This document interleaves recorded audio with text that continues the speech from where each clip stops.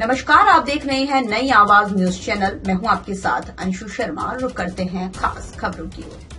उत्तराखंड सरकार के 3 वर्ष पूरे होने पर सरकार सेवा, सुशासन और विकास के रूप में मना रही है। रुड़की के नेहरू स्टेडियम में भी अलग अलग विभागों के स्टॉल के साथ साथ भव्य कार्यक्रम आयोजित किए गए। इस दौरान प्रदेश की धामी सरकार की उपलब्धियों के बारे में वक्ताओं ने विस्तार से बताया। इस दौरान रुड़की से भाजपा विधायक प्रदीप बत्रा ने कहा, उत्तराखंड निरंतर उन्नति और प्रगति की दिशा में आगे बढ़ रहा है। आगामी वर्षों में भी ये विकास यात्रा और तेजी से आगे बढ़ेगी, जिसमें उत्तराखंड एक समृद्ध और आत्मनिर्भर प्रदेश बन सकेगा। उन्होंने कहा, रुड़की में भी ऐतिहासिक विकास कार्य हो रहे हैं, जल्द ही 2 नए पुल बनकर तैयार हो जाएंगे।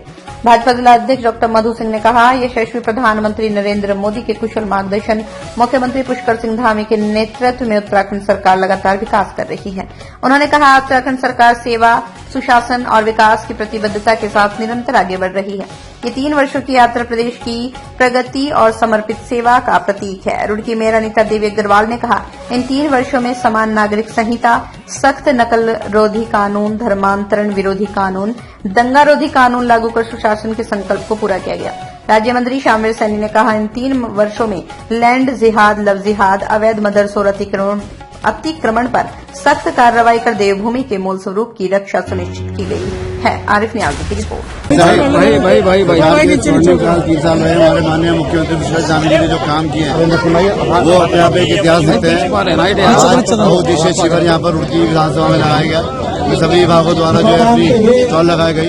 सरकारी योजनाओं का लाभ लोगों को मिल रहा है, चाहे वो समाज कल्याण विभाग हो, चाहे स्वास्थ्य विभाग हो, चाहे उद्यान विभाग हो, चाहे आयुष्मान विभाग हो, सभी की योजना यहाँ पर लोगों को मिल रही है। और आज सरकार जनता के दरबार पहुंची है, जनता के द्वार पर पहुंची है और सभी लोग मैं समझता हूँ कि इसका फायदा ले रहे हैं। चिकित्सा शिविर अपने आप में एक ऐतिहासिक है। एक्सरे भी हो रहा है, डॉक्टर्स MD बैठे हैं जो लगातार जांच कर रहे हैं, खून की जांच हो रही है, दवाइयां मिल रही हैं, होम्योपैथिक दवाइयां, आयुष दवाइयां, आयुर्वेदिक दवाइयां, सभी का लाभ लोगों को मिल रहा है। तो आज का शिविर बहुत सफल रहा और सुबह से ही यहाँ पर लोगों का तांता लगा हुआ है। लोग लगातार जो है शिविर का लाभ ले रहे हैं। और उत्तराखंड में समझता हूँ कि जो हमारे मुख्यमंत्री ने संकल्प लिया था, विकल्प रही संकल्प और संकल्प से सिद्धि की ओर, सिद्धि से शिखर की ओर उत्तराखंड को लेकर जा रहे हैं। तो आज के दिन, शुभ दिन पर मैं आप सबको शुभकामनाएं देता हूं, बधाई देता हूं। पुलों का निर्माण लगातार चल रहा है और कनेक्टिविटी बढ़ रही है। न सिर्फ रुड़की बल्कि पूरे उत्तराखंड में कनेक्टिविटी के लिए काम किया जा रहा है। कनेक्टिविटी होगी तो हमारा प्रदेश तरक्की करेगा, आर्थिक स्थिति सुधरेगी। चाहे हमारे 4 धाम यात्रा के लिए रोड्स हों, चाहे रेलवे हो, चाहे रोपवेज हों, चाहे हेली सेवा हो, सभी में बढ़ोतरी हो रही है। और रुड़की पुलों का निर्माण लगातार चल रहा है। एक पुल का निर्माण हो चुका है, एक पुल का निर्माण प्रारंभ हो रहा है जो बहुत दिन से अपेक्षित था। पुल सुनानी पुल, उसका बजट मंजूर हो गया 40 करोड़ रुपए और वो मैं समझता हूँ कि टेंडर कॉल होकर 1 महीने में उसका काम शुरू हो जाएगा। नेहरू स्टेडियम का और जल्दी आपको यहाँ पे एक अच्छा खेल का मैदान मिलेगा, इंडोर स्टेडियम मिलेगा और स्पोर्ट्स कॉम्प्लेक्स मिलेगा और रुड़की अपने आप एक मॉडर्न सिटी के रूप में जाना जाएगा। गंगा की आरती रुड़की में शुरू हो रही है विधि विधान के साथ, तो सभी लोग उसका लाभ लेंगे।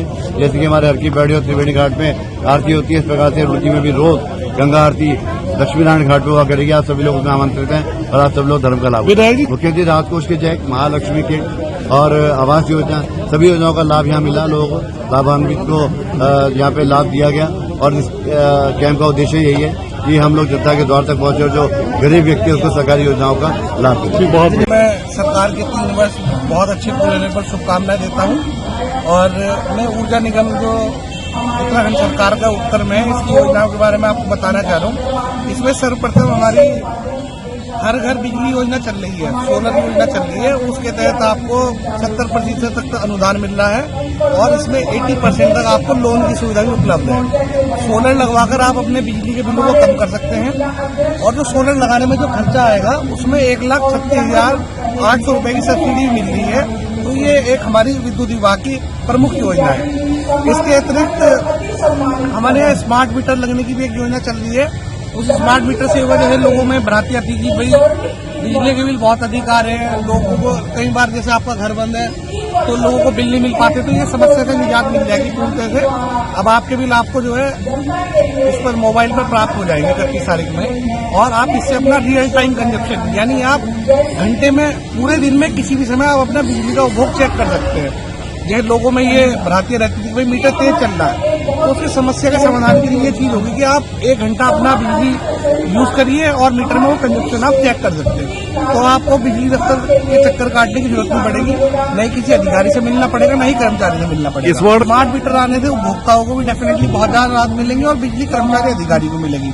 एक तो उसमें जो बिजली का बिल है आप ऑनलाइन पूरा जमा कर सकेंगे, ऑफलाइन काउंटर्स भी रहेंगे, बट सबसे बड़ा फायदा ये है कि ह्यूमन इंटरफेरेंस कम हो जाएगा रीडिंग लेने में। जो लोग खैर बहुत बड़ी चुनौती है क्योंकि पूरे राष्ट्र में ये लगने ये हमारे माननीय प्रधानमंत्री जी श्री मोदी जी की योजना है, तो उसके क्रियान्वयन के लिए हम अब 1 अप्रैल से जैसे ही हमारा रेवेन्यू वाला पीरियड खत्म हो जाएगा, हम जनता के बीच में जाकर जनसभाएं करेंगे, इसके फायदों के बारे में बताएंगे। तो मुझे लगता है कि हमारी जो इसकी क्या नाम शहर की जनता इस बात को समझेगी और हम मीटर लगाने में कामयाब रहेंगे। देखो, धामी जी के नेतृत्व में 3 साल सरकार के बेमिसाल, जिसका हर गांव में गली गली में महल्ले महल्ले में आपको देखने को मिलेगा कि क्या विकास की गंगा बह रही है। और तरह तरह के प्रधानमंत्री आवास योजना से लेकर और गांव में सड़कें और तालाबों के सौंदर्यीकरण और तरह तरह की योजनाएं जो सरकार के द्वारा चलाई जा रही है, तो वो धामी जी को इसका श्रेय जाता है। धामी जी की सरकार 3 साल बेमिसाल के तहत जो चल रही है वो बेमिसाल ही है और वास्तव में ही धामी जी ने उत्तराखंड के लिए कुछ काम करके दिखाया है और ऐतिहासिक दूसरी बार जो सीएम बने हैं वो इन्हीं कामों को देखकर विकास के मुद्दे पर तीसरी बार भी मुख्यमंत्री बनने जा रहे हैं, मुख्यमंत्री बनेंगे।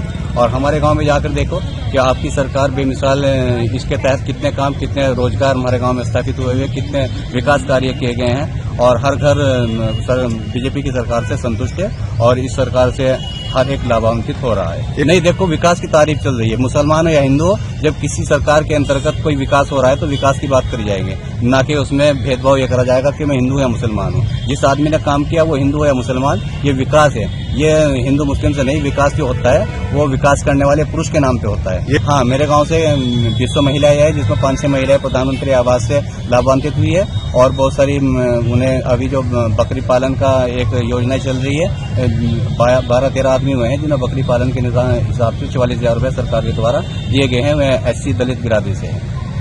देखिए, मैं आज यहाँ पे आया हूँ क्योंकि हमारी राज्य सरकार के 3 साल पूर्ण हो रहे हैं और बहुत शानदार 3 साल जो सेवा, समर्पण और संकल्प जो कि हमने स्थापित किया नीति, नियत और नेतृत्व से, उसका एक उदाहरण यहाँ देखने को मिल रहा है। तमाम आप जो है अलग अलग योजनाओं के माध्यम से कैसे क्षेत्र की जनता, प्रदेश की जनता जो है वो लाभान्वित हो रही है, कैसे सेंट्रल गवर्नमेंट की स्कीम से निरंतर यहाँ पे जो है जिसका हम लोग पालन करके लोगों को जो है फायदा हो रहा है, उस सब की जानकारी यहाँ पे दी जा रही है। जैसे कि आप देख सकते हैं, अभी हम लोग फूड प्रोसेसिंग जो खाद्य प्रसंस्करण विभाग है उसके वहाँ पे खड़े हैं। सेंट्रल गवर्नमेंट की एक स्कीम है जिसके अंदर जो हम लोग कोल्ड चेन स्थापित करना चाहते हैं उसके लिए 50% of the capital equipment up to a range of 10 crore rupees, 10 crore तक का जो है उसके अंदर सेंट्रल गवर्नमेंट देती है फूड प्रोसेसिंग के लिए। उसी के मापदंड को अपनाते हुए जो स्टेट गवर्नमेंट है वो छोटे उद्यमियों को 10 लाख तक का जो है इसके अंदर सब्सिडाइज करती है। तो इससे है कि जो फूड प्रोसेसिंग है जो आज की डेट में 3%, 4%, 8% तक गई है, उसको हम लोग कैसे 25%, 30% तक लेके जाएं और जो खाना है वो बर्बाद ना हो खाद्य प्रसंस्करण के माध्यम से, इसके बारे में हम लोग यहाँ पे जानकारी है खाद्य प्रसंस्करण विभाग दे रहा है। ऐसे सोलर वाले भी दे रहे हैं, पशुपालन वाले भी दे रहे हैं, तो सभी पे आप लोग भी जाइए और आप लोग भी इसका प्रचार प्रसार करें कि किस प्रकार से लोग लाभान्वित हो रहे हैं। ये थी फिलहाल की कुछ खास खबरें। बाकी की खबरों के लिए देखते रहिए नई आवाज न्यूज चैनल।